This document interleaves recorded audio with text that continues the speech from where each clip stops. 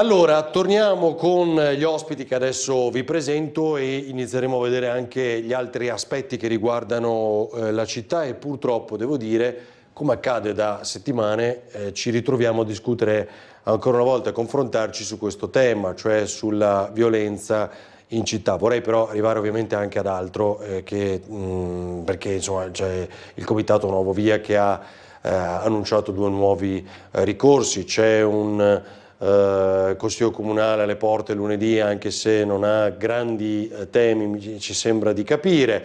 C'è questo rodaggio che in realtà è un assalto al tram di cui tante volte abbiamo parlato, cioè è apprezzatissimo, quindi c'è la richiesta evidentemente che tutte le carrozze ritornino a pieno regime. Saluto e ringrazio Alessandra Richetti del Movimento 5 Stelle. Buonasera. Cominciamo sempre dalle donne. Saluto invece Riccardo La Terza. Buonasera, grazie per l'invito. Adesso Trieste, Gabriele Cinque Palmi, Fratelli d'Italia. Buonasera. Ivo Gerbassi della Lega. Buonasera. Allora, mi fai vedere Guido subito, ci aiuti, l'ultima cronaca che ha tra l'altro più sfumature. Ieri abbiamo dato del quasi arresto in diretta, di fatto quelle immagini un po' che hanno colpito dei presunti ladri di motorini via Molino Vento, cioè è successo un po' di tutto in questi giorni, qui invece ancora tensione in piazza Goldoni, vediamo.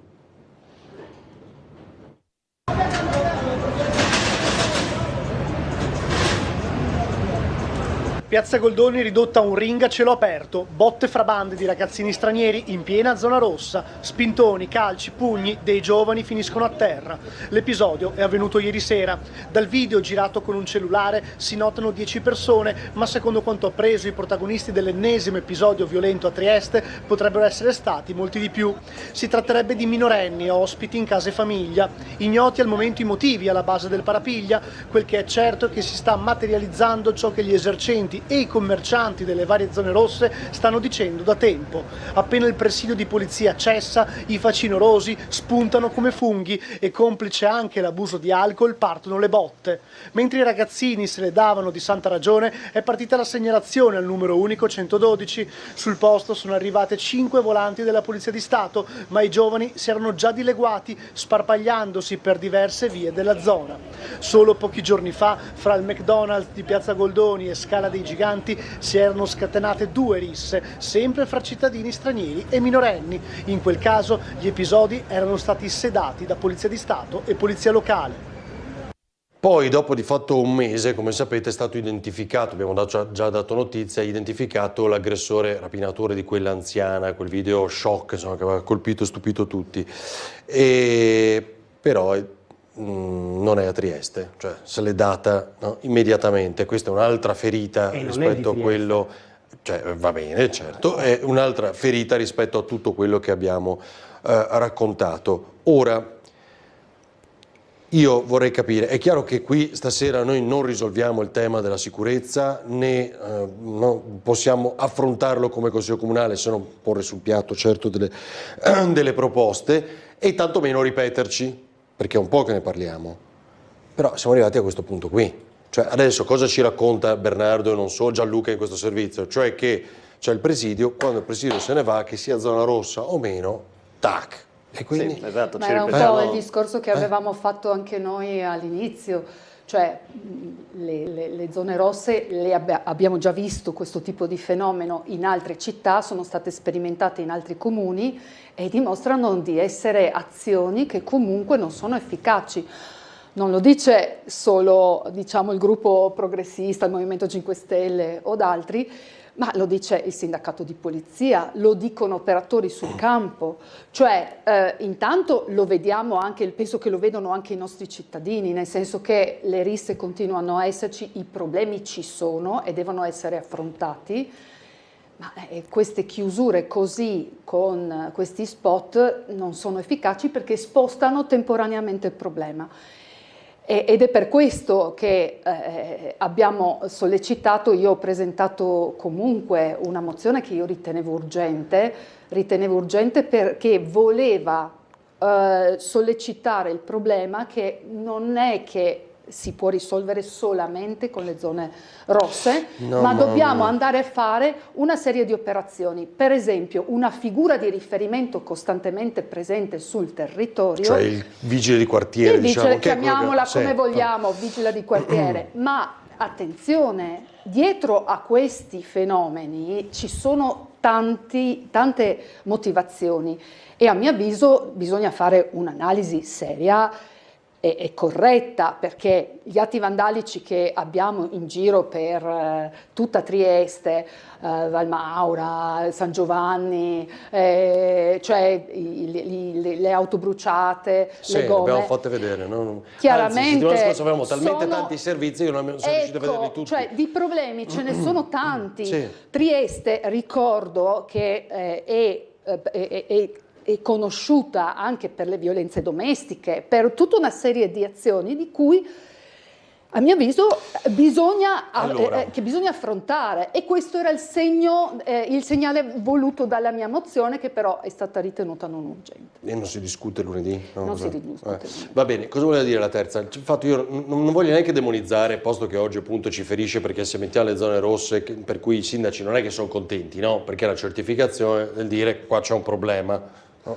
Dopo mesi alla fine Padova sta zona rossa, non la voleva, ce l'ha Treviso, non la voleva, no? Vabbè, Udine questo sì l'abbiamo detto, è stata tra le prime in Italia tra l'altro, ce l'abbiamo noi, però tra averla e non averla uno dice meglio è un presidio in più.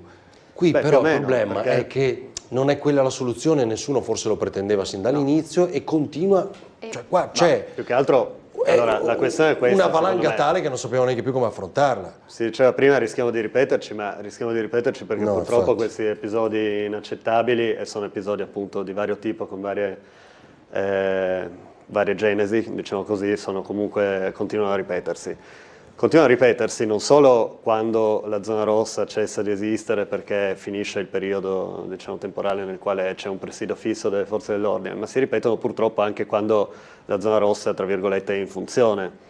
Il che mi sembra che purtroppo sia appunto la dimostrazione della sua inutilità, o meglio, è utile come segnale anche forse un po' propagandistico, posto che dal mio punto di vista, ma ho sentito essere un punto di vista condiviso anche da tante altre persone, è molto più efficace un presidio itinerante del territorio che un presidio fisso, quindi un presidio che permetta, per esempio, magari con un po' di fortuna anche di intercettare uno scippatore come quello che purtroppo ha colpito la signora in via Foscolo, se non sbaglio, e poi appunto si è dileguato molto rapidamente. Ma al di là dei tecnicismi, sui quali ovviamente non mi permetto, come dire, mi permetto di dare un'opinione, ma poi ovviamente è compito degli addetti ai lavori individuare le soluzioni, penso però che appunto sia di fronte agli occhi di tutti il fatto che non si riescono né a contrastare in maniera efficace questi episodi criminali quando avvengono, ma neanche a prevenire, cosa che sarebbe ancora più importante, perché io mi auguro ovviamente che venga preso il prima possibile appunto l'autore dello scippo, ma mi augurerei per il futuro che questi episodi neanche avvenissero, no? Il che significa sì controllo del territorio, significa sì presidio delle forze dell'ordine, telecamere e via dicendo, ma significa soprattutto prevenire quelle situazioni nelle quali poi episodi criminali si verificano. E non voglio, mi rendo conto che è un discorso complesso ed è un discorso, come dire, che prevede delle azioni che non hanno un riscontro immediato, inevitabilmente, ma d'altronde è da anni che ci portiamo dietro problemi che andavano affrontati ben prima. Ed è un discorso che prevede di utilizzare diversi strumenti, perché parlare di uno scippo non significa parlare di una rissa tra giovani, non significa parlare di atti di vandalismo che hanno poca razionalità come bruciare delle auto a caso in giro per la città. Sono tutti problemi gravi, ovviamente, che impattano sulla sicurezza delle persone, quindi vanno affrontati con serietà, ma va individuata la radice profonda di questi problemi, che sono radici economiche, radici educative, radici di problemi anche di disagio mentale in alcuni casi. Non si può pensare di risolvere tutto con le telecamere, perché significa agire sempre a valle. Però è quello che sentiamo dire ormai da anni. Una parte della soluzione, sì. poi solo Ma dopo. un piccolo pezzo però. Solo dopo. Servirebbe tutto il resto che manca. Cioè, se non, allora, ed è quello che volevo dire, se noi non avessimo quel video là della signora, è chiaro, l'ho detto subito, sarebbe stato uno degli ennesimi episodi di violenza, una rapina, perché la violenza c'è, è finita lì. Vedere quel video ti colpisce particolarmente. E poi sta anche per quello che abbiamo appena visto, cioè gli spintoni, quella rissa, cioè oggi è più facile documentare, quindi hanno una eco maggiore, e non significa che debba essere necessariamente più pericolosa la città di Trieste, però è vero che ci si basa sui dati e secondo comunque su una percezione. Oggi c'è più preoccupazione nel camminare da soli, nell'affrontare, no, perché ti fermano, che sia giorno, no, e può succedere. Fatemi vedere solo questo, poi qui attiene a situazioni diverse, no? Una rissa tra ragazzine mi sembra questa, non c'è l'audio, Guido, no? Una rissa tra ragazzine molto violenta, mi pare zona di via Crispi, questo è un altro episodio. Poi qui ci sono diverse sfaccettature, ragioni, sapete che purtroppo a volte è anche un metodo per punire una propria coetanea, non so il dettaglio di questo caso, ancora non si sa, anche solo recentemente è accaduto per esempio a Udine, era una spedizione punitiva di un gruppo di ragazze nei confronti di una neofidanzata di una ex delle altre, cioè, no? Quindi ci sono dinamiche differenti. La cosa agghiacciante è che tutto ciò, oltre che avvenire, perché è una violenza, avviene anche davanti al telefonino. Una battutina, no? Sì, un battuta poi voglio sentire la maggioranza. rapida. Allora, scusate, ma io lo trovo che venga data tanta pubblicità a questi Tanto video. avviene comunque, Lo so, avviene, cioè lo so, però, viaggia su mondi completamente diversi di che ti condivido. Lo so, però farla arrivare costantemente ripetuta, favorisce a mio avviso, o perlomeno c'è il rischio che favorisca. Lo so, mi è chiarissimo, non stanno però, ring, però vuoi mettere tra il fatto di avere Facebook, no, ho capito, per una cosa è dire sono su Facebook e un'altra dire sono in televisione. Diciamo che i ragazzi di oggi la televisione, mi dispiace per Avarino, non gliene frega niente a nessuno. Loro hanno più interesse a essere dentro qualche chat o qualche TikTok o su qualche social che essere trasmessi su Tele4. Dopodiché questo filmato sì, potrebbe essere visto come un litigio tra coetanei, però può diventare, allora il senso scusi Cinque Palmi, aspetti che il senso di parlarne qui può essere la consacrazione di un errore, non so come dirlo, cioè, no? Sì. Non è la condivisione via social, via chat che diventa un disastro per i ragazzini, perché poi di quella resta traccia e loro sanno chi sono. Parlarne qui diventa la consacrazione di un problema, invece che è una cosa diversa. No? Quello che è allucinante è vedere chi ha visto il filmato in maniera integrale, non censurata, diciamo, si sente benissimo l'audio che ci sono altri 3 ragazzi che incentivano, picchiala, dagli calci sui fianchi. Questo qua è una cosa che secondo me va al di là di qualsiasi tipo di problematica. Ma purtroppo secondo me è anche un discorso culturale, no? Di comunque un'esaltazione della violenza che avviene non sui media tradizionali naturalmente, ma sui media, quelli nuovi, che è un problema nella nostra società abbastanza, insomma, annoso, ecco, che non è semplice risolvere, perché c'è uno scollamento secondo me molto forte tra quelle che sono le generazioni più grandi, mi ci metto anch'io ormai, e quelle che sono le generazioni più giovani, che spesso hanno dei modelli insomma non così positivi, ecco.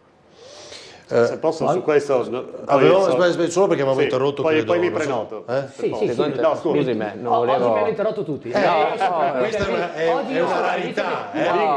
No. E San Valentino sono tranquilli, la festa degli innamorati, auguri a tutti gli innamorati. Mi prepari Guido, poi così poi interrompo Cinque Palmi, mi prepari i commercianti in zona rossa, perché voglio che sentiamo anche loro. Prego, scusi. Allora, tornando al discorso precedente, tutto quello che accomuna le risse, la macchina che prende fuoco, chi taglia le gomme, cioè tutti questi atti vandalici, e che chi li fa poi è sicuro di non subire nessune conseguenze. Cioè vediamo oggi una rissa in piazza Goldoni, vediamo addirittura chi fa la rissa tra loro poi si scagliano anche contro le forze dell'ordine. Sappiamo che non pagano, sappiamo che non hanno anche minima interesse a non farsi scoprire, cioè lo fanno tranquillamente, proprio alla luce del sole, perché non hanno nessun timore. Cioè, una volta, mi ricordo, da ragazzo, vedevi la polizia, i carabinieri, comunque avevi riguardo, addirittura camminavi con tua mamma, tua mamma diceva fai il bravo e stavi sull'attenti anche se avevi 8 anni perché ti faceva comunque riguardo. Adesso tutta questa cosa qua non esiste. Cioè, chi oggi indossa una divisa è proprio messo, non conta assolutamente niente, tant'è che arrestano le persone e lo stesso giorno, il giorno dopo, li troveremo di nuovo in piazza Garibaldi, hanno tutto il tempo poi di scappare, cambiare città. Quindi quello che necessita è che la polizia abbia più libertà di movimento, sicuramente. Più libertà di movimento cosa intende? Più libertà di movimento. Ma io penso ad esempio a quello che era successo dell'inseguimento in scooter. Cioè un ragazzo, un incidente, un ragazzo è morto, sì. Levata di scudi contro il carabiniere, tutti quanti che volevano accusare i carabinieri, volevano dire... C'è un'inchiesta in corso, giustamente. No, però l'inchiesta, no, giustamente niente, perché non è giusto. No, è morta una persona? Sì, ma è morta, casomai l'inchiesta la facevi su quello che guidava il scooter. Non vai a indagare sul carabiniere che ha fatto il suo lavoro e dai tutti i filmati poi è venuto fuori che l'ho fatto egregiamente. Insomma, ci sono delle intercettazioni inventate no, che sono un po' discutibili. Uno scappa. Perché l'obiettivo delle forze dell'ordine non è di uccidere le persone che vengono seguite, giusto? L'obiettivo non è mai quello. Infatti un'inchiesta appurerà infatti un'inchiesta appurerà come si sono comportati gli agenti in quell'occasione. In modo egregio. Come è giusto che sia. Questo lo dice lei, vediamo cosa dirà il giudice. No, questo lo dico io, lo dice il filmato e anzi, e sono fiero di poterlo dire. I carabinieri si sono comportati come che devono comportarsi. Secondo lei? Come si devono comportare secondo lei? Sono fiero di avere questo pensiero. Qua appena chi guidava lo scooter, il delinquente che guidava lo scooter è andato a sbattere e a lui ucciso il passeggero, i 2 carabinieri si sono fermati, hanno immediatamente cercato di soccorrere il corpo, quindi più di questo non potevano fare. Se la macchina, se il motorino si fermava allo stop, questo non succedeva. Ancora prima, se quelli non andavano in giro a rubare, a fare i delinquenti senza casa, ancora prima non succedeva questo. Casualmente anche qua sono persone o straniere o di seconda generazione che non hanno interesse a essere integrati, perché poi la parola che bisogna integrare è un po' anche se pensiamo come il discorso devi smettere di fumare, no? Se uno vuole smettere di fumare, smette da solo. Gli si può dare tutti gli aiuti del mondo o anche chi ha problemi con tutti gli aiuti, però deve partire da te deve come partire. idea. È uguale, cosa voleva dire? uguale No, voglio parlare di Milano perché siamo partiti da Via Crispi, poi sì, ci siamo esatto, allontanati da Via Crispi, però io volevo tornare su quell'episodio perché non è purtroppo isolato e mi associo in parte a quello che diceva anche il consigliere Garbassi, cioè che dietro c'è un problema educativo e culturale enorme e che riguarda, guardate, italiani, stranieri, bianchi, blu, rossi, cioè non è qualsiasi vero. colore. In piccola parte riguarda gli italiani. Io però non ho interrotto. Sì, mi hai interrotto invece. Vabbè. Andiamo avanti, dai. Tutti mi avete che riguarda tutti. Che riguarda tutti. Non è vero. Ed è dimostrato, insomma, è dimostrato da chi lavora sul campo. Questo lo dici tu. Però per andare anche sulle cose positive, senza criticare sempre, io vorrei ricordare che all'inizio di questa consigliatura, e ne approfitto per ricordare il purtroppo compianto ex presidente della sesta circoscrizione Paolo Perini, e nell'occasione ovviamente faccio le condoglianze anche al consigliere Cinque Palmi, a tutto il gruppo di Fratelli d'Italia, proprio in sesta circoscrizione all'inizio di questa consigliatura, con una mozione all'unanimità approvata da tutti i gruppi politici, si era richiesto per l'area di Via Bonomo, che all'epoca era una delle aree un po' più calde, diciamo, con diverse segnalazioni a parte residenti su situazioni, insomma, mezze risse, consumo di alcolici e via dicendo, si era deciso di attivare una sperimentazione che purtroppo è durata pochi mesi, ma una sperimentazione di educativa di strada. In un contesto che non era proprio di disagio giovanile, perché lì c'è anche una concentrazione di utenti del CERT, quindi è una situazione particolarmente complessa, ma è una sperimentazione che noi avremmo voluto continuare anche in altre aree della città, anche in aree appunto dove invece il disagio e la marginalità sono prettamente giovanili, dove quindi si può pensare a un intervento educativo, perché chiaramente l'adulto è molto più difficile da, diciamo, recuperare, mentre invece una persona adolescente che è ancora in una fase di formazione della propria personalità e che può incontrare appunto delle difficoltà o può avere degli esempi cattivi in famiglia, perché insomma anche di questo parliamo, può essere ancora recuperata. Purtroppo quella sperimentazione è durata pochissimi mesi, aveva iniziato a dare dei frutti positivi, ma non si è voluto proseguirla. Io non voglio dire, non voglio dire spegniamo le telecamere, non facciamo girare la polizia, perché è evidente che serve anche quella parte. Dobbiamo utilizzare anche altri strumenti, non possiamo pensare che le forze dell'ordine possano fare tutto. Parliamo appunto dei ragazzi, hanno tutti i modi possibili per essere integrati. Tutti possono fare sport, possono andare negli oratori. Ma non è così, ma sai quanto costa la retta? Io so benissimo, lo so meglio di chiunque, lo so benissimo. E allora non tutti possono permettersi la retta? Invece sì, perché in tante società sportive la retta viene comunque agevolata dalla stessa società o addirittura non la fanno pagare. Quindi assolutamente si può fare lo sport all'interno dei ricreatori comunali, no, è molto semplice. Sì, se le persone non vanno nei ricreatori comunali possono fare sport. Il punto è andare dove c'è il disagio, non aspettare che le persone arrivino. Ma se queste persone non hanno interesse a frequentare le scuole, piuttosto vanno a fare gli spaccini in giro perché gli fanno comodo avere i 100-200 euro in tasca, oppure per postare 4 video però assurdi. Su questo dobbiamo essere, diciamo, laici, e quindi ha ragione in parte anche la terza, dice non si rompe quel muro del coinvolgimento, cioè capisci?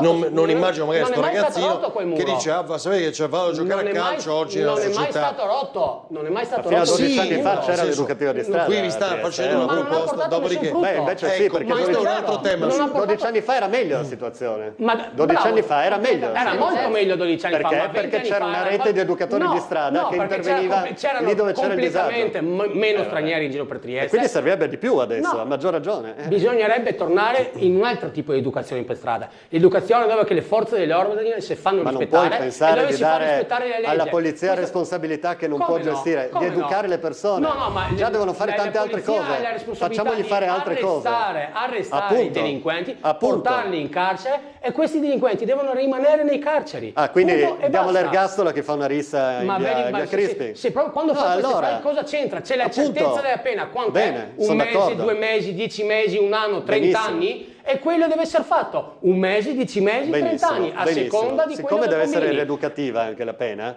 e stiamo parlando di adolescenti che sono nel pieno della loro fase di formazione, prima che si vadano a menare per strada, proviamo a evitare che lo facciano. Tutti i modi deve essere integrati. Non è così. Basta volerlo. 12 anni fa c'era un modo in più. È stato tolto, ok? Ma non è vero niente. Sì, c'era una rete di educatori di strada attiva in tutta Trieste. Ma non portava è stata smantellata. Non portava niente. Non portava niente. Va bene, 12 anni fa la situazione era meglio, adesso è peggio. Come? C'erano meno stranieri. Mi fai vedere qui. È quello che si diceva 12 anni fa, guardate che se continuate così, e poi, nel futuro ci troveremo nella situazione che c'eravamo. Governate voi, fermi. Adesso, da 2 anni. Si è cambiata poi anche da 2 anni. Nell'area della zona rossa, come sapete, negli ultimi giorni sono state alleggerite alcune ordinanze, poi parliamo anche di questo. Fammi sentire i commercianti prima. Ormai le risse a Trieste, gli episodi violenti non si contano più, da piazza Garibaldi, tutto Largo Barriera, fino a piazza Goldoni, anche ieri delle risse. Ma sentiamo cosa ne pensano i commercianti della zona, quelli che proprio lavorano ogni giorno in piena zona rossa. Noi siamo qua adesso in questo momento un po' particolare. Secondo me bisognerebbe un po' di sicurezza alla sera e anche nei giorni festivi. Come stanno funzionando le zone rosse, i controlli? Qui c'è la polizia qua di fianco. Benissimo. Finché c'è la polizia non ci sono i delinquenti. Dopo, quando va via la polizia, tornano i delinquenti. Non so chi risolverà questo problema. Ma la situazione è, non possiamo dire grave, ma sicuramente in peggioramento. Bisogna dire che però l'autorità è intervenuta immediatamente. Noi abbiamo subito, dopo la prima rissa, quella davanti all'ex Pizza New, per capirci, di domenica pomeriggio, siamo intervenuti pesantemente e allertando prefettura, questura, carabinieri, comune, eccetera. Devo dire che abbiamo avuto un'immediata risposta e dopo 2 giorni, mi pare, è stata aperta la zona rossa. Quindi sicuramente da parte delle autorità e anche da parte del comune in particolare c'è stata un'enorme attenzione e anche una reazione immediata, che più di così non possiamo fare. Ma noi siamo convinti che la soluzione migliore sia quella di avere polizia in borghese che vigila senza essere vista. Però è corretto, secondo me, dopo dei fatti così e in questo frangente ancora avanti, continuare con una deterrenza visiva. Usciamo per qualche istante perché era a proposito di quanto discutevamo poco fa sul come, adesso arrivo Guido, te lo preparo, sul fatto che vengano sorpresi o meno anche negli atti vandalici. Era convinto di non essere sorpreso uno di questi vandali, ma parlo di quanto accaduto a Padova, invece è stato ripreso dalle telecamere di un'auto. Comunque no? volevo... Quando dicevamo delle auto incendiate e via dicendo, quindi oggi sono anche diverse tecnologie. Volevo segnalare che comunque sì, gli esercenti che avete intervistato, qualcuno anche lo conosco, perché conosco molto bene la zona di Largo Barriera, anzi appena è successo il fatto della rissa ancora quasi un mese fa, ho subito presentato una domanda di attualità che poi, a cui l'assessore De Gavardo mi ha dato comunque pronta risposta su cosa sarebbe stato fatto appunto per garantire la sicurezza nell'area, e poi sono state fatte ovviamente le zone rosse, e quindi si sono detti parzialmente soddisfatti comunque di quello che l'amministrazione comunale ha fatto. Io personalmente, anche andando in giro così a chiedere un pochettino alle persone, ho sentito dei riscontri positivi. Poi naturalmente il provvedimento delle zone rosse può essere modificato, può essere cambiato, adesso abbiamo ammorbidito alcuni aspetti che secondo me era giusto ammorbidire anche per non penalizzare il commercio che si trova, esatto, che si trova ovviamente in quelle aree, però chiaramente è un qualcosa di migliorabile, ma è un punto di partenza. I cittadini del resto chiedono delle azioni immediate e noi come amministrazione abbiamo cercato di rispondere subito, ovviamente di concerto con le forze dell'ordine e la prefettura.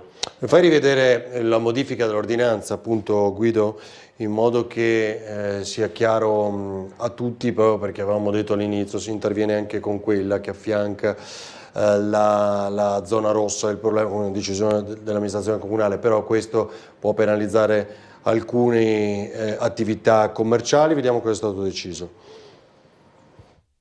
L'amministrazione comunale ha modificato l'ordinanza che limita gli orari di apertura dei locali nelle zone rosse di Trieste, revocato il divieto di consumare e detenere alcolici superiori a 7 gradi e bevande in contenitori di vetro nella zona 1, quella che racchiude Piazza Verdi e Mola Audace. La revoca sarà valida da domani. Non solo, modificati anche i perimetri delle altre zone in cui l'ordinanza sarà valida. Nella 2, da Piazza Libertà a Piazza Oberdan, l'ordinanza non comprenderà più via Galatti, bensì via 24 maggio. Nella zona 3, da Piazza Goldoni a via Limitania, il provvedimento sindacale non comprenderà più viale D'Annunzio. Inoltre, nelle zone dove l'ordinanza rimane valida, il divieto di riapertura viene anticipato alle 5 invece che alle 6. Le modifiche, informa il Comune di Trieste, sono state adottate in una chiave di maggiore apertura e alla luce delle evidenze riferite al primo periodo di applicazione e in relazione alle esigenze di erogare dei servizi a coloro che svolgono attività lavorative nelle prime ore della mattina. Ho fatto bene qui a correggere? Anche perché di fatto nella prima parte dell'applicazione c'era stato un chiaro dissenso da parte degli esercenti, no? Che segnalavano che sarebbero stati di fatto danneggiati e soprattutto segnalavano che la loro presenza, cioè in qualche maniera è una presenza anche di controllo, quindi... Perché voglio tornare, guardate, perché lo sento dibattere ogni volta, cioè se parli di educatori di strada è una cosa per forza di sinistra e il centrodestra non la passerà mai, cioè perché non si può fare... No. All'inizio era stata una cosa condivisa da tutti. Ma perché? Cioè, dice allora o anche nelle campagne elettorali Sì, ma anche precedentemente era stato... Oggi, cioè, quello può essere l'unico modo per andare a prendersi con l'orecchio uno a uno e non perdere questi giovani? Ma se non c'è... o è, diciamo, una impostazione ideologica, allora, per cui non volete... Ideologico non c'è niente. Bisogna essere pratici. Bisogna essere pratici. Se vedi che non c'è interesse di essere coinvolti in determinati progetti, non c'è la volontà da parte di queste persone, non è che le puoi obbligare. Cioè, tu non è che puoi andare là con la forza e portarli in ricreatorio, per intendersi. Chi ha problemi si fa comunque aiutare. Il Comune di Trieste su questo comunque mette a disposizione le proprie energie, le proprie forze, i propri uomini, i psicologi. Cioè, non è che il Comune di Trieste ha chiuso le porte a chi chiede aiuto.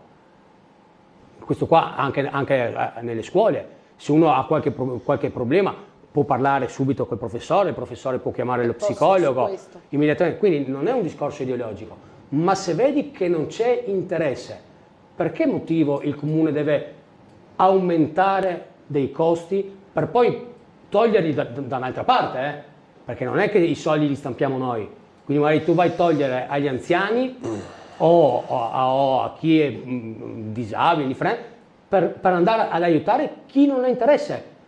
Chi aiuti? Aiuti magari determinate cooperative a non far niente dopo? Cioè dice diventano soldi che vai a dare alle cooperative per poca efficacia, Per poca ho capito. efficacia. O quasi nulla e soprattutto tolti ad altro. Dai, Sì, prego. siccome questo è un mondo che conosco piuttosto bene, avendo lavorato proprio come volontaria nel sociale, in situazioni di ragazzini in grande fragilità. E posso assicurare che il fatto di essere presente, di dare delle opportunità, cambia la vita Ma questi ragazzini delle persone. erano già seguiti o erano seguiti tramite l'educazione di strada? Questi ragazzini Erano già sono seguiti. stati in qualche maniera intercettati. Erano già seguiti. La questione, non c'entrava niente l'educativa di strada. Perdona. Allora, che finisco il ragionamento. Chiamala come vuoi. Chiamala educativa di strada, chiamala volontariato, chiamala... Secondo me il volontariato è mi un'altra lasci cosa, finire. sono due cose differenti. Aspetti. Non confondiamo Sì, le cose. aspetti, facciamo finire. Dai, che ho Certo poco che tempo. sono due mondi differenti ed è corretto che ci sia l'istituzione che si occupa di questi servizi, ok? Io sono la prima a dire che ci deve essere l'istituzione che si occupa di questi servizi. L'assessore Grilli e l'assessore Tognoli sono la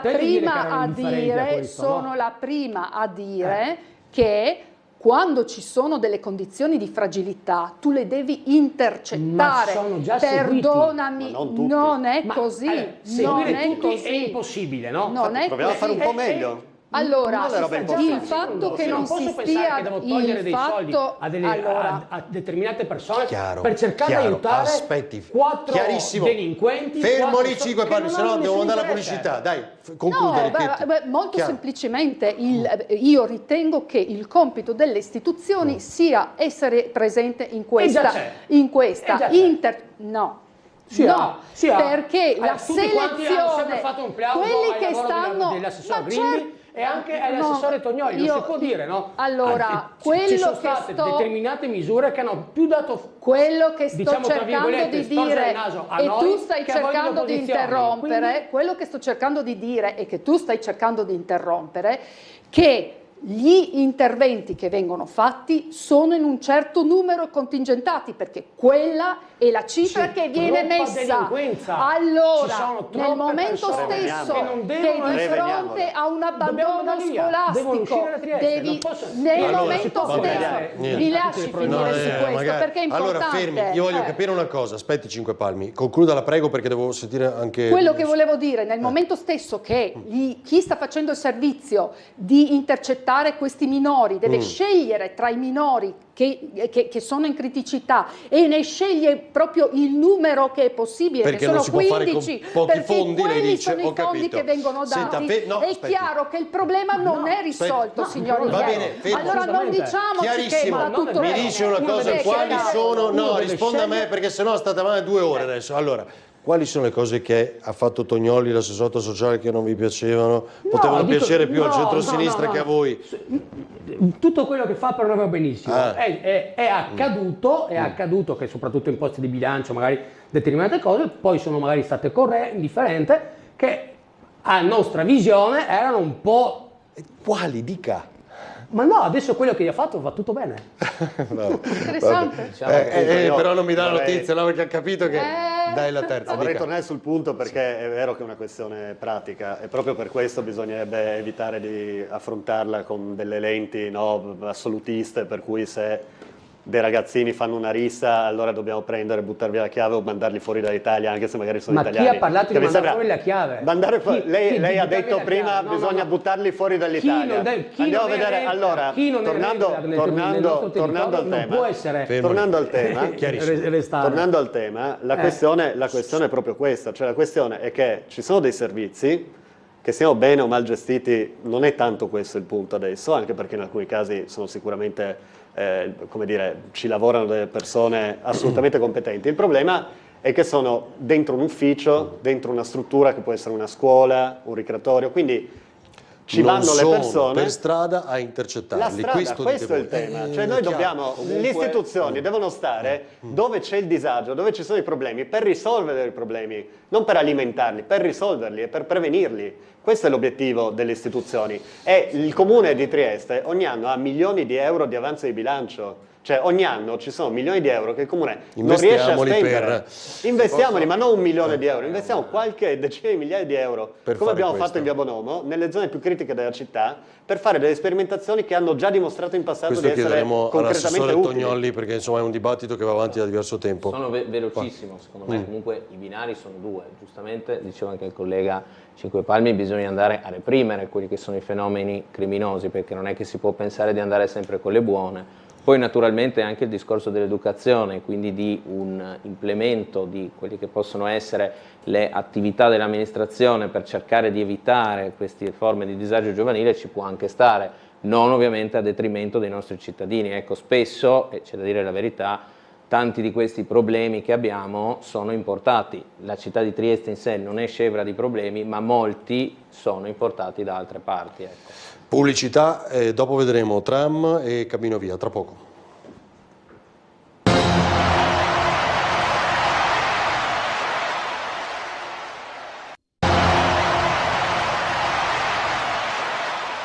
Siamo ritornati di nuovo a essere officina, cioè sentita, chiamata e vista da tutti, insomma. Per noi è un grande risultato che sia ritornato il tram, senz'altro. Nelle parole di Nadia Bellina, che è un po' la passionaria di Opicina, si riflettono le sensazioni di chi abita il sobborgo da quando il tram di Opicina ha ripreso il servizio. Non è solo un ritorno tra virgolette economico, ma è proprio di visibilità del paese. Per noi è un tram è essenziale. Sia utilizzato dai turisti, sia utilizzato dagli abitanti, il ritorno del tram è visto da tutti con soddisfazione, anche se c'è chi aspetta che il servizio sia completo, anche per riprendere determinate abitudini. Abbiamo lavorato più di altri weekend sicuramente, ma anche più di altri giorni festivi che potevano essere Natale o Barcolana, quindi giornate in cui comunque l'afflusso di gente c'è. Durante questi ultimi 2 weekend è stata proprio un'esplosione di gente, e non solo nei weekend ma anche durante la settimana, appunto durante gli orari in cui si sa che il tram arriva. Attendo gli altri 2 tram per avere un po' un insieme tutto come era una volta. Dai, insomma il servizio deve correre con 3 tram, non con uno solo. Dopo tanti anni volevo fare la gita, ecco, in poche parole. Siccome che ero qua in farmacia, ero senza prendere l'autobus, aspetto il tram e vado giù, dopo torno su. Il piazzale è pieno, quando si arriva giù in piazza Dalmazia è pieno e non riesce neanche ad assolvere perché un po' di persone vengono su, ma non tutte. Sicuramente se si ha magari da fare qualcosa come commissione il pomeriggio piuttosto che nel fine settimana è un perfetto mezzo di trasporto. Qualcuno dice ma sì, sta tanto tempo per andare giù, però gli studenti una volta piaceva prendere il tram perché adoperavano quei 20 minuti magari per ripassare l'ultima lezione. Più serio, e comunque era ovvio se ne parlasse, il discorso sulle tariffe, che riapre la diatriba fra servizio pubblico e trasporto turistico. Io sono a favore di un discorso diversificato per il locale, che abbia una tariffa comunque normale, un po' come lo stile di Venezia, per esempio, nel mentre sicuramente un turista, un'andata e un ritorno, insomma sicuramente è un biglietto leggermente maggiorato. È fantastico quando dice Nadia Bellina, mitica, che aiutava la media a scuola, perché uno ripassava a fare, a meno che non fosse pieno così dovevi stare in piedi, no? Perché questo è vero. Oh, tutti contenti o no? Qui c'è ancora qualcosa? Mi associo al signore di prima, attendiamo, quale, che diceva? Attendiamo il ripristino complessivo sì, però del servizio, attendiamo alle 6:30, no? Dico il giorno della partenza, siccome non ci siamo più rivisti dopo, ero ha mantenuto, diciamo che sia messo agli atti che ha mantenuto la promessa. Ci sono anche delle registrazioni che lo attestano, credo di Telequattro. No, a parte gli scherzi, siccome penso appunto vogliamo tutti molto bene al tram tanto che ci aspettiamo appunto che venga ripristinato il servizio completo, che lo avvicina completamente, diciamo, all'essere un servizio anche di trasporto pubblico. Perché ricordiamo che comunque serve anche delle zone che ovviamente in autobus non sono servibili, penso a tutta la zona di Scorcolo, ecco. E poi aspettiamo anche che sia ripristinata integralmente la linea, perché questa cosa del capolinea accorciato, insomma, grida un po' vendetta al cielo, nel senso che parliamo di un tratto della linea sul quale nel corso dei lavori, diciamo quelli commissionati, chiamiamoli così, da Ustif e poi Ansvisa, non è stato toccato, e quindi in parallelo si sarebbe potuto tranquillamente ripristinare anche il binario fino a Piazza Oberdan che oggi manca. No, non è questa cosa del regolamento, questa cosa del regolamento è falsa. In prima battuta il tram, lo sai benissimo, si doveva fermare anche più in alto. Ti ricordi che doveva essere, addirittura si parlava di farlo sostare Piazza Scorcola, dove tra Scorcola, l'altro non c'è ancora neanche la banchina della fermata, perché ci sono poi solo si è visto che i paletti per la... Invece poi si è visto che con il regolamento fino a quel tratto là, quel tratto di binario era agibile. Sì, certo, ma bastava ripristinare tutto il binario. Ma non si avevano ancora le misure giuste. No, le misure giuste, e questa è una discussione che Avarino sa, abbiamo fatto anche nel corso di una precedente puntata. Le misure sono sempre quelle, Lo scartamento del tram è rimasto uguale. Sì, sulla fiducia. Ed è un tratto, però uno deve aspettare, è un tratto in rettilineo. Uno doveva aspettare il problema, i documenti finiti, diciamolo alle persone, perché è evidente. Per poi riuscire a fare anche l'ultimo tratto. Poi mi taccio, diciamo alle persone, perché è evidente, ma basta andare in Piazza Oberdan per guardare qual è la condizione dei binari lì. Qual è il problema di quei binari? Non è che non sappiamo la distanza alla quale dobbiamo poggiare, perché è rimasta quella, do questa notizia, ma c'è stato un cedimento del piano sul quale sono poggiati i binari, tanto che un binario è più in alto e l'altro è più in basso. È evidente che là il tram non può circolare, è altrettanto evidente che mentre si interveniva a monte sul tratto che poi è stato oggetto del collaudo, insomma, da parte di Ansvisa, si poteva tranquillamente anche cambiare senza toccare nulla, cioè senza cambiare lo scartamento del binario che rimane uguale, si doveva semplicemente sostituire il binario, così come è avvenuto anche in altri tratti. Per cui il fatto che si sia aperto dopo più di 8 anni e addirittura con un servizio ridotto, ecco, ma qual è il problema? Noi siamo contenti perché, come dire, si temeva non riaprisse più, anche perché attestandosi a quello che diceva Di Piazza, che nessuno interessava il tram, che lui lo odia, eccetera, eccetera, potevano rimanere anche Voglio far vedere poi la cabina bianca, ricordo tutti, però aspetti, la preoccupazione è il sottosuolo, là, perché via Carducci già aveva... C'è stato appunto un cedimento del binario e c'è anche da capire il perché. Cioè, ma quindi la preoccupazione diventa un'altra roba, non che non abbiamo voluto ritardi, cioè che sotto... No, ci sono 2,5 milioni di lavori di manutenzione della linea non effettuati nel corso di questi anni e che prima o poi bisognerà fare, che sono stati rimandati. Noi nel piano dei lavori pubblici del Comune abbiamo manutenzione straordinaria, tram de Opcina, anno 2020, che nel corso di questi anni è stato man mano mandato avanti. Ma vuol dire che quindi tra 6 mesi chiude. Potevano fare, però io quello che volevo aggiungere, Avarino, se mi permetti, non vedo l'ora che ci sia anche l'Ovovia per dopo vedere Opicina come esplode sotto forma di turismo. Cioè, se già il tram con una linea unica ha portato tutto quel movimento Opicina, ma ti immagini poi quando ci sarà anche l'Ovovia? Opicina diventerà una città metropolitana. Guarda, sarà veramente una chicca, sarà veramente una chicca. Avremo l'Ovovia che taglia il Porto Vecchio. Ma lo dicono, siamo tanti, 1000 al giorno perché c'è solo una corsa nel tram. Ma sai che turismo? Si può fare anche una grande battuta. Tutti quanti vorranno andare a Opicina con l'Ovovia e poi magari scenderanno col tram. Sarà una roba come dice il sindaco, magica. Allora, ma intanto oggi non avrebbe circolato l'Ovovia, con la bora che c'era oggi. 8 anni per fare 2 chilometri, 3 chilometri, quando è? Allora l'Ovovia, guarda, non la vediamo noi. No, io sicuramente. Se guardiamo i tempi, chiaramente no. Io la vedrò sicuramente e felice di vederla. Al di là della questione che venga dato il permesso o meno, ma... tranquilla, non lo vediamo con i tempi di questa amministrazione. Non vi opponete tanto, lasciate lavorare. Continuiamo a fare quello che abbiamo fatto finora. Allora vediamolo subito, scusi Gerbassi, adesso così poi abbiamo tutti e due i temi, perché ha annunciato il Comitato Novi altri 2 ricorsi, no? Vediamo. Il comitato Nuovo Via non demorde. Stamani, nell'ormai consueto appuntamento con i soci e i simpatizzanti, i vertici del sodalizio hanno presentato i nuovi passi. Il primo, un documento che evidenzia in 10 punti come i procedimenti amministrativi portati avanti dall'amministrazione comunale per arrivare all'approvazione del progetto della cabinovia non abbiano volutamente, secondo il comitato, tenuto conto del fatto che la cabinovia non sarebbe stata finanziata con i fondi del PNRR, ma anzi avrebbero approfittato di questa eventualità insistendo sui vantaggi che il finanziamento avrebbe comportato.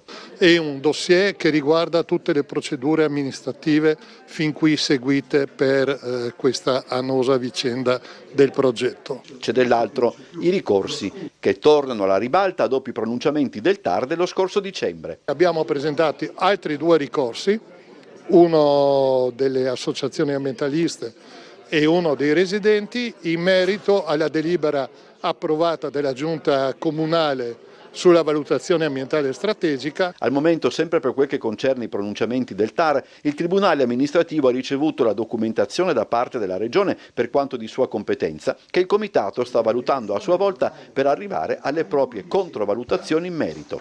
Un pronunciamento è previsto non prima di aprile. Vabbè, qui si insiste, mentre Cinque Palmi è convinto si farà. Sì. È strano, perché rivendicarla così ormai non lo fa quasi più nessuno. Ma se a me una cosa piace, io sono contento che si faccia.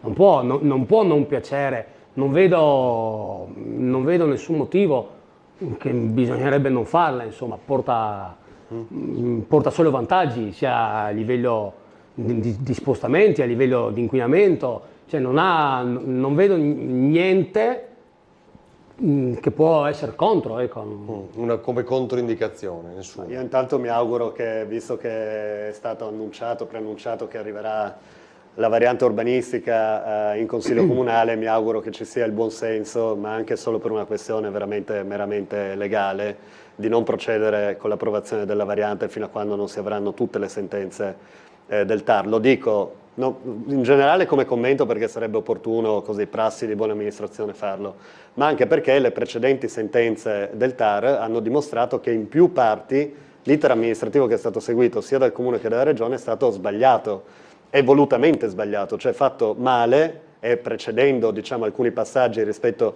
all'approvazione della variante per mandare avanti le cose, inclusa una gara che è stata fatta oggi su un'opera che non ha la conformità urbanistica, perché oggi l'Aitner non può, fino ad ora, diciamo, non può costruire l'Ovovia perché tra le altre cose non è stata ancora approvata la variante. Che bisognava correre. Certo, un'ottima scusa che adesso non c'è più.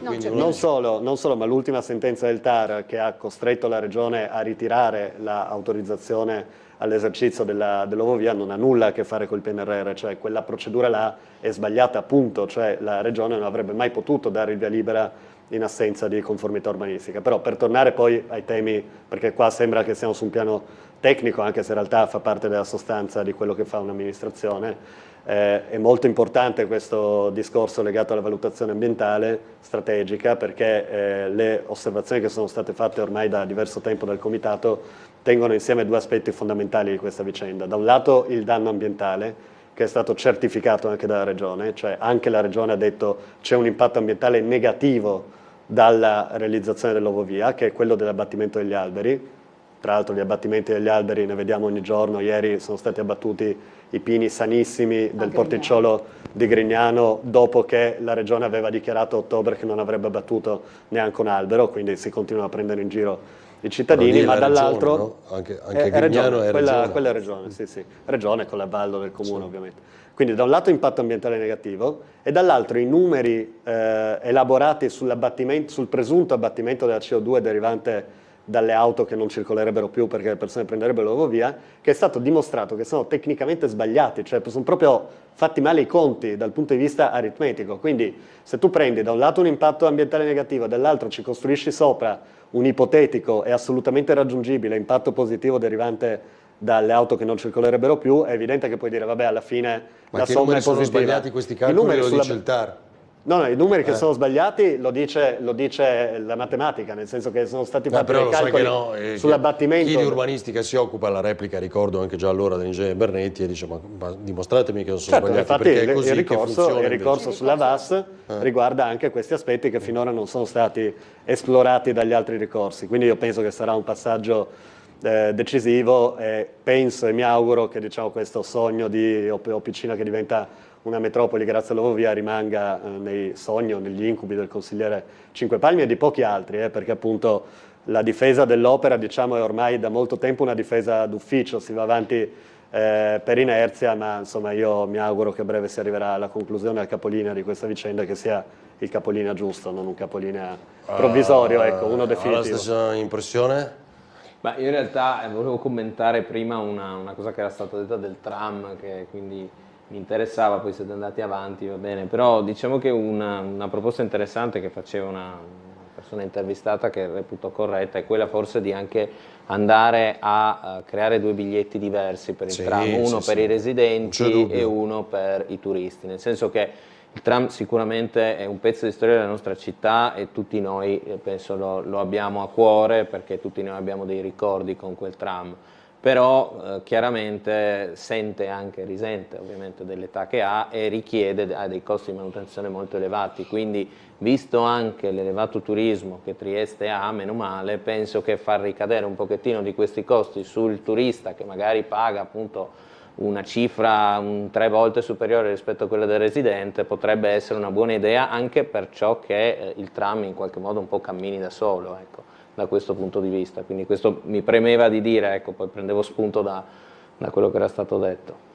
Va bene. Questo era un po' il discorso anche della Trieste Trasporti, che aveva ragionato sul fare del tram, però ritornerei, visto che sono stati introdotti la questione dei costi, la questione dei costi dell'Ovovia sarà un grande problema per questa amministrazione, perché stiamo parlando di eventuali fondi che dovrebbero arrivare dal Ministero, che per ora però non sono stati ancora resi pubblici attraverso la Gazzetta, e poi quelli saranno solo una parte. Ricordo che attualmente il Comune dovrà addossarsi, visto che non saranno i fondi europei, del PNRR, a coprire quelle spese, dovrà addossarsi non solo la prima tranche delle opere, ma tutte quelle opere che non sono state messe nel bilancio, perché non si sta ancora parlando delle opere di realizzazione del parcheggio nella parte superiore e nella parte inferiore, che saranno un onere notevole. Senza quelle opere, fra l'altro un'ovovia che arriva nel nulla di fatto, la trovo difficile farla passare per un trasporto pubblico. Di fatto non è inserito nel piano del trasporto pubblico, ma anche se ve lo fosse, per ora non è proprio servito la zona non sarebbe proprio servita dal trasporto pubblico. Ho visto che ci sono una serie di comuni che sono falliti per opere di questo genere, poi non utilizzate, per le spese che ricadrebbero sul... Il costo di gestione dell'opera... Per le opere. Il costo di gestione costa meno del tram. Allora, una volta che l'Ovovia è in movimento costa meno del tram. Allora, anche questo è molto discutibile.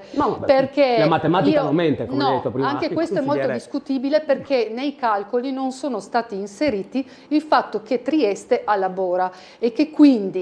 sono stati inseriti nei calcoli. Il fatto, si fa il conto di 80 giorni di fermo obbligatorio per causati dalla Bora. 80 sono quelli che dice il comitato. Se mi lasci finire, cortesemente, se mi lasciate finire, c'è una disquisizione qua sui giorni di Bora.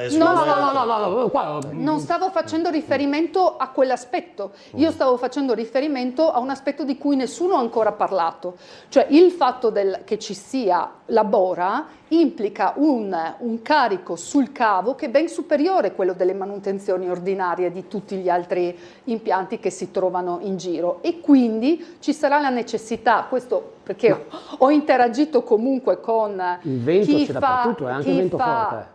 Lavora ha una delle caratteristiche molto particolari, ricordo, che è quella di non essere un vento continuo, Costante. ma di un essere costante, continuo, come Sì. e quindi folate. quando avevo parlato con un ingegnere esplicitamente mi aveva Lei dice, detto questo ci effetto sono dei dell'Avora ci sono dei un costo di manutenzione non solo di sostituzione del cavo, ma anche di fermo dovuto al fatto che devi... Ora uno le direbbe, quindi anche nell'eventuale tram che si vuole fare... No, perché è linea aerea del tram? Beh, un'altra cosa.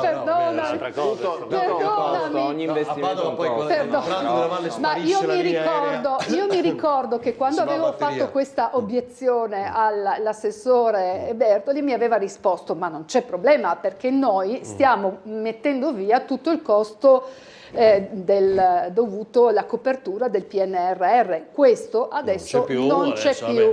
Ricordo che peraltro, questo concedetemelo, sono state fatte delle spese che sono imbarazzanti.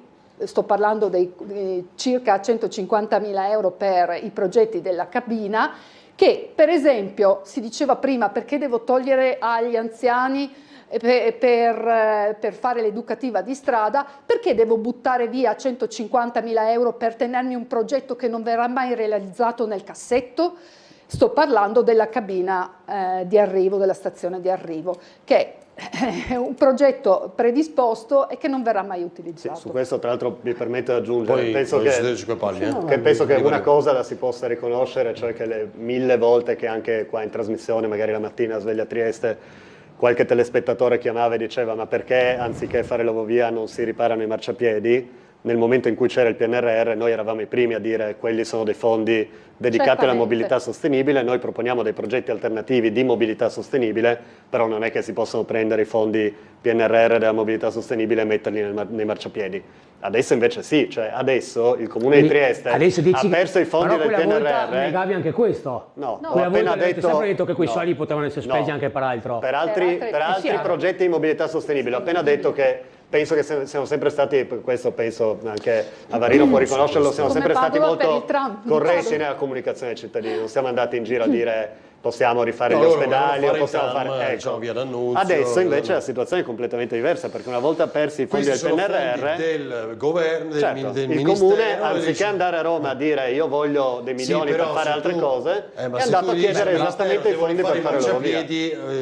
No, però è una disponibilità di bilancio a livello nazionale che si può spostare da una parte all'altra. Io facevo una questione di sprechi, il mio discorso era un discorso diverso. Il ministro diverso. Salvini ha messo a disposizione questa cifra e la mette per l'autovia. Certo, non è che dopo noi non è che dopo questi soldi possiamo girarli sui marciapiedi o d'altro. Di questa cosa dovete rispondere ai Cressini, che la destra, anziché riparare i marciapiedi, vuole fare un'opera inutile. Non è vero, perché noi ripariamo anche i marciapiedi. Basta andare in giro a vedere cosa c'è in giro per città, parlare con le persone, per rendersi tutta la via d'Annunzio e tutte varie, ci sono in via Flavia, si stanno riparando dappertutto, è chiaro. Non è che possiamo fare tutti i chilometri, tutti quanti in un unico giorno. 700 chilometri, però 60 milioni qualche chilometro si fa. E ribatto, i 150.000 sono uno spreco che, come questa amministrazione ha era avuto... il progetto... il progetto dell'Archistar. Che poi è stato bocciato dalla sovrintendenza. Ho capito. E invece tu non c'era nessuna intenzione di essere bocciato. Signori miei, ma allora ci fosse la sovrintendenza che poi lo bocci. Forse non sai come funzionano il predisporre le condizioni delle opere. Cioè, se tu mi devi dare... mi sfugge, come si chiama l'Archistar? Fuxas, scusate. Cioè, di fatto si voleva... ci avrà a che fare con le sovrintendenze tutti i giorni, voglio dire, no? I suoi progetti. E non sapeva che poteva correre il rischio di essere bocciato. Però il Comune cosa ha fatto per premunirsi? Su questo, cioè, io il discorso o che va bene o non va bene un progetto. Non è che se gli dice c'è la sovrintendenza, vengo tutti i giorni a ricordarti che arriva Fuxas, no? Trattiamolo bene, vuole un'interlocuzione tra le istituzioni, ci ritengo vuole che le rispetto anche istituzioni devono interloquire. Se l'istituzione dice no, non si può fare, Guardate. è inutile, perché ti viene Ce il l'hai dubbio. Giulia in Portovecchio? Guido, al volo. Giulia in Portovecchio, il ministro l'altro giorno. Mi perdoni, ma il dubbio che ti viene è che comunque si sia fatto in ogni modo, perché comunque era importante far vedere il rendering.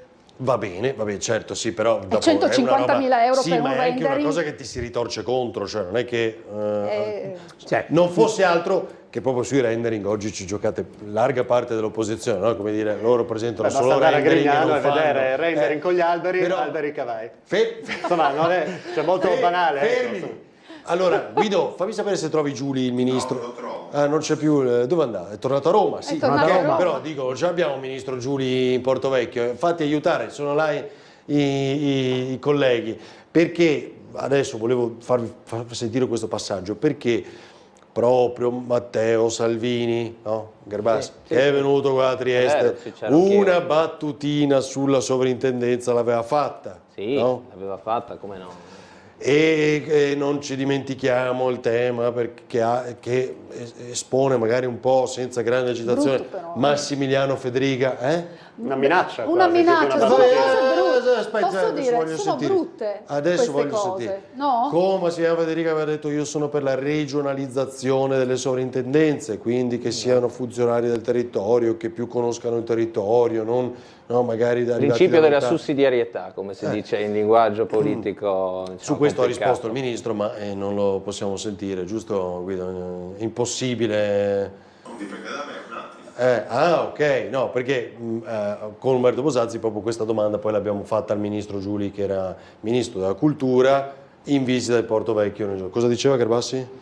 No, dico semplicemente non è un mistero che la Lega sia una forza politica insomma federalista e che quindi ritiene, non da oggi, che insomma le decisioni vadano prese quanto più vicine possibile ai cittadini, ovviamente nel rispetto della nostra Costituzione, delle norme quadro che abbiamo, però questo è il nostro intendimento, insomma, abbiamo iniziato a fare politica tanti anni fa con questo scopo e dopo 30 anni continuiamo in maniera coerente. Avevamo avuto anche lo stesso problema nell'abbattimento della sala Tripkovic.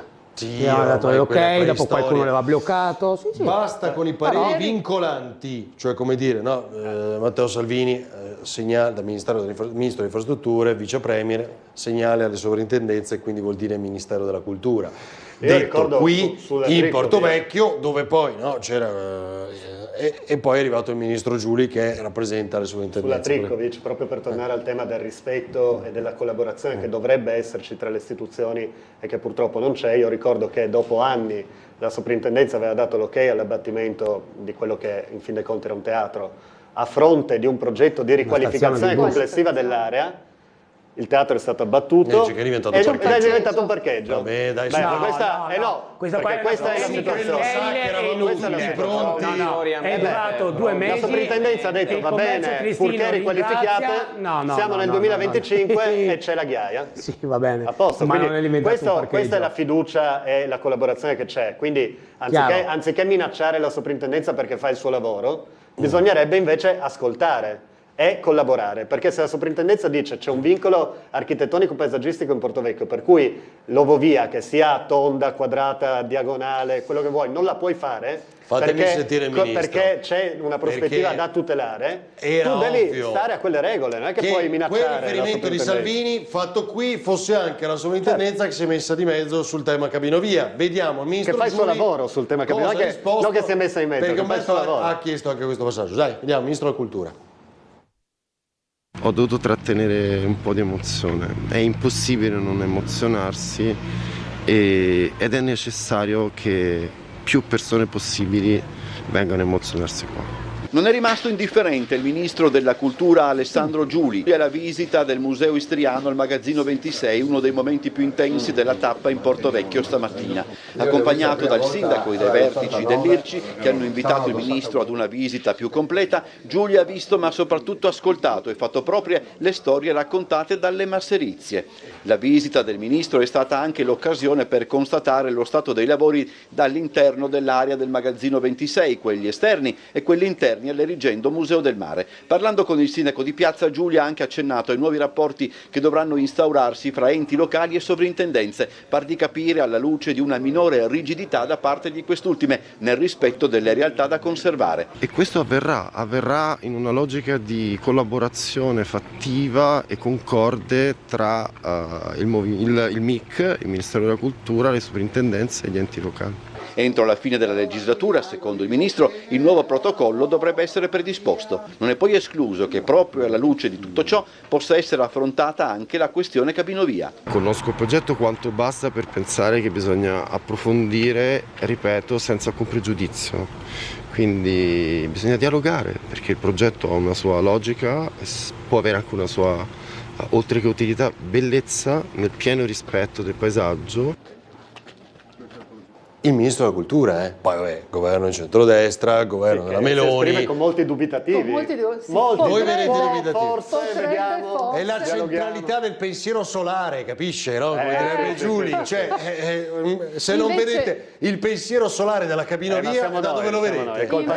Sicuramente. Colpa Invece solo un piccolo pensiero, visto che è stata citata la Costituzione. Io penso che la nostra Costituzione abbia un grande pregio, quello di continuare a tutelare i diversi ruoli, ed è proprio dai diversi ruoli che si costruisce uno Stato democratico. Vabbè, dai, ci sarà un ammorbidimento. Andare a in qualche maniera ad alzare la voce quando altri stanno facendo il loro lavoro, io lo trovo inopportuno quanto mai.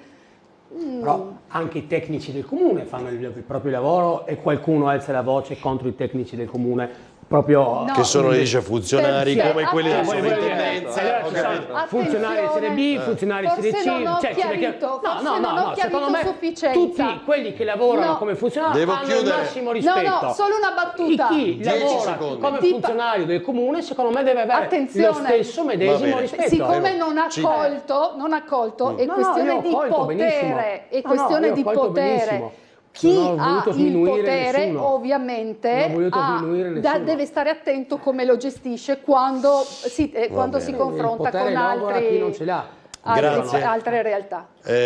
Alessandra Richetti, Riccardo La Terza, Gabriele Cinquepalmi, Ivo Gerbassi, pochi istanti di pubblicità, tra poco.